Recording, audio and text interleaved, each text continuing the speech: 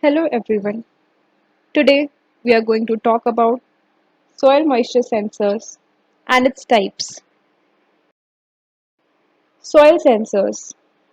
The soil moisture sensor or the hygrometer is usually used to detect the humidity of the soil. So it is perfect to build an automatic watering system or to monitor the soil moisture of your plants. Efficient irrigation management can improve yields, grain quality, conserve water and energy, and reduce nutrient leaching. One of the easiest and most effective ways to improve irrigation efficiency is to implement soil sensor technology in irrigation scheduling. The different types of soil moisture sensors are basically of two types: volumetric water content, which are further divided into electromagnetic sensors, and neutron method, and soil water tension or metric potential. The different types of electromagnetic sensors in use are TDR, FDR, TDT, etc. The soil water tension or metric potential are further divided into tensiometers, granular matrix, resistance blocks, etc. Volumetric water content soil sensors. Volumetric water content is the volume of liquid water per volume of soil. It is usually expressed as a percentage. For example, 25 volumetric water content means 0.25 cubic inch of water per cubic inch of soil. When this percent VWC is multiplied by the desired depth, it results in the total soil water in that soil depth in inches. The most common soil water content or volumetric water content sensors are of two types: electromagnetic sensors and neutron probe. The electromagnetic sensors are indirectly measure VWC based on the dielectric and electric properties of the soil medium, which are soil bulk permittivity or soil dielectric constant. The dielectric constant is a measure of the ability of the substance to store electrical energy. Since soil particles, water, and air all have different dielectric constants, their ability to store or dissipate electrical energy is different. This is how it can be correlated to soil water content. Neutron probe. This sensor measures volumetric water content at various depths with a radiation source. However, the operator must be licensed and receive special training to use this sensor. The unit is expensive and require a lot of time to take field readings. The formula to calculate the volumetric water content is the volume of water divided by the total sample volume, which is pretty simple. Now let's talk about soil water tension or metric potential sensors. Soil water tension indicates the energy required by plant roots to extract water from soil particles. As soil water is removed from soil, soil tension increases. Soil tension is expressed in centibars or bars of atmospheric pressure. When the soil is full of water, soil water tension is close to zero. For coarse textured soils at 25 to 45 centibars, 50% of AWC is depleted. So in these soil, crop should be irrigated before the sensor indicates 25 to 45 CV.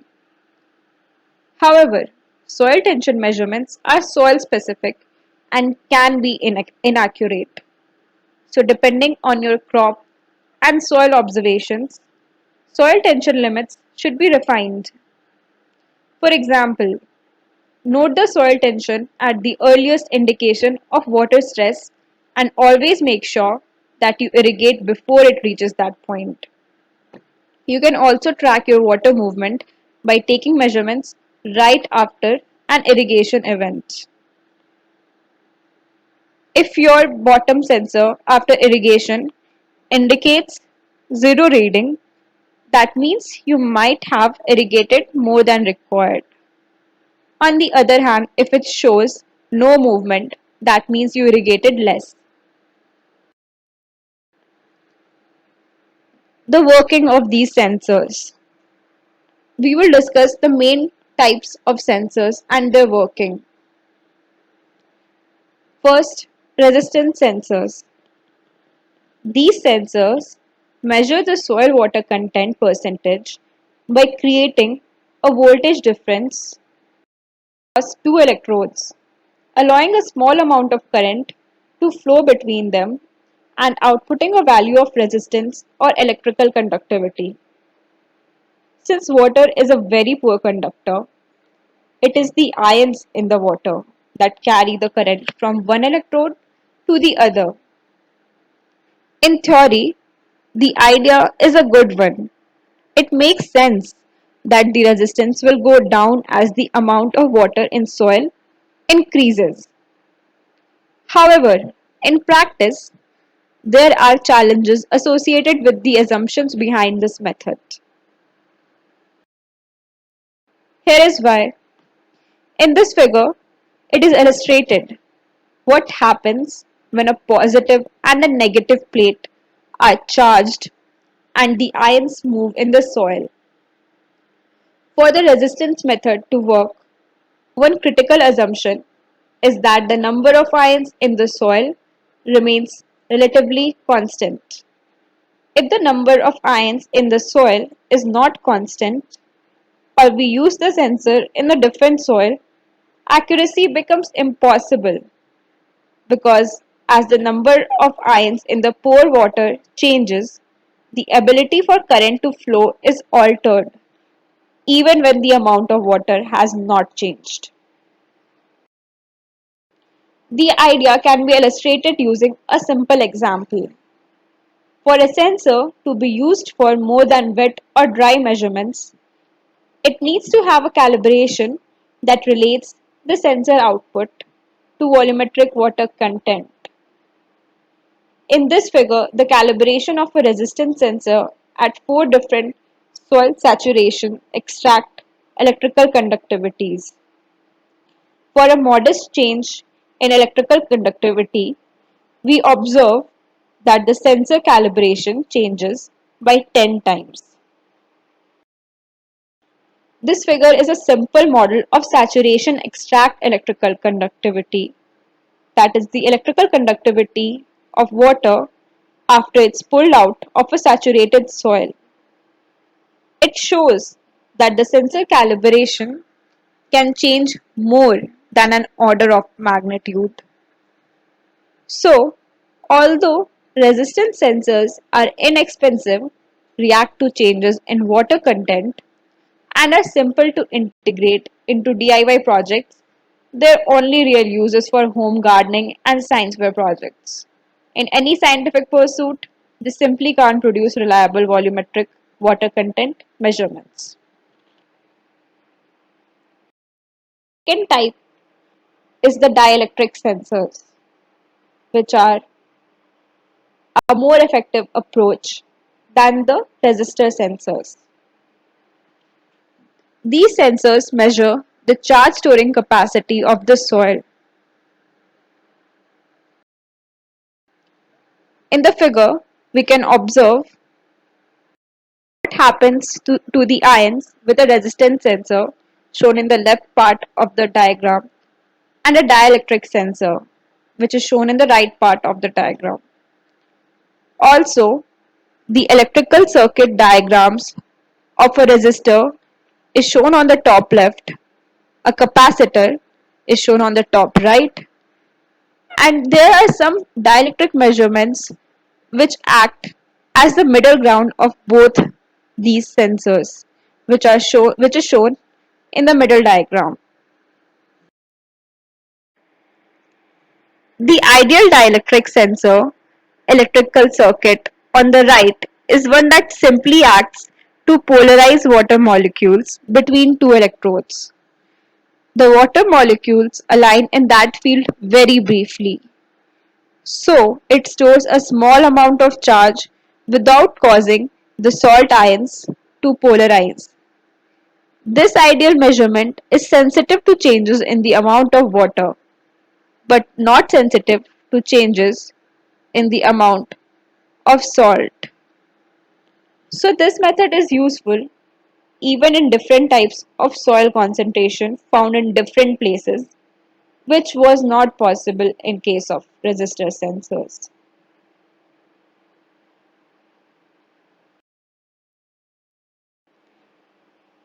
The different types of dielectric sensors, which are TDR, FDR, and capacitance sensors, and their working. Each material in soil has a unique ability to store electrical energy, referred to as its dielectric constant.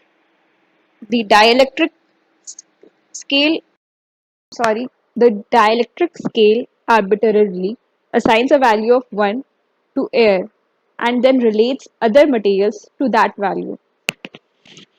Soil is a mixture of solids, liquids, and gases.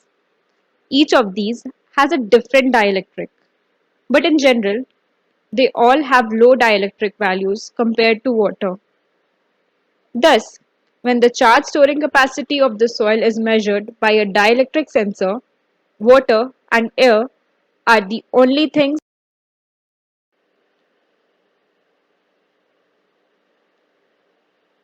The figure is a graph of relationship between the dielectric of the soil and its volumetric water content.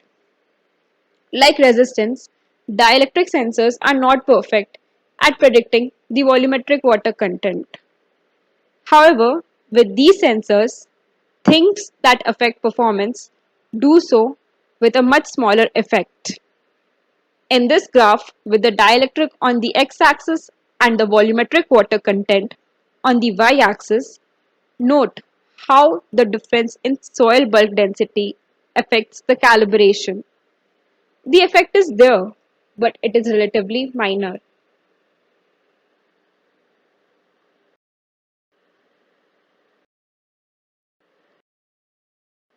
Now let's compare the different types of soil moisture sensors.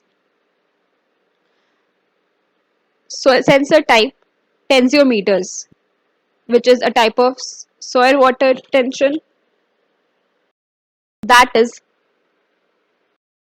it compares the soil moisture on the basis of the tension in the soil. The advantages and disadvantages are listed here. Tensiometers are less expensive as compared to the other sensors, but it has a maintenance issue which can be costly. Granular matrix sensors is also a type of soil water tension that is based on the tension of the soil. They compare the moisture of the soil. It has an advantage of being inexpensive, but it gives a highly variable output. That is, it is not very accurate and it is sensitive to temperature and soil salinity, all leading up to the less accuracy. Time domain reflectometry.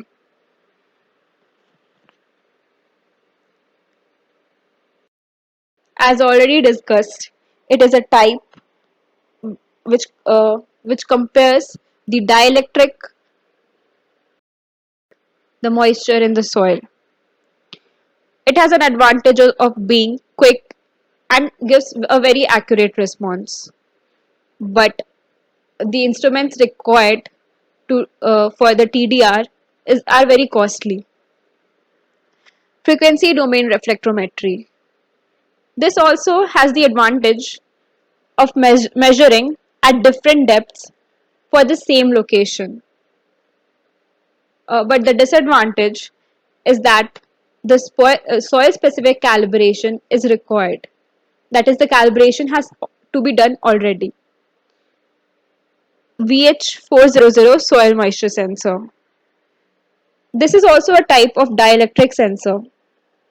It has an advantage of being rapid. It has a very less response time. That is, it gives the response immediately, but it is insensitive to saline. It has a disadvantage that it has data loggers used with the sensor and they are expensive. That's all. Thank you so much.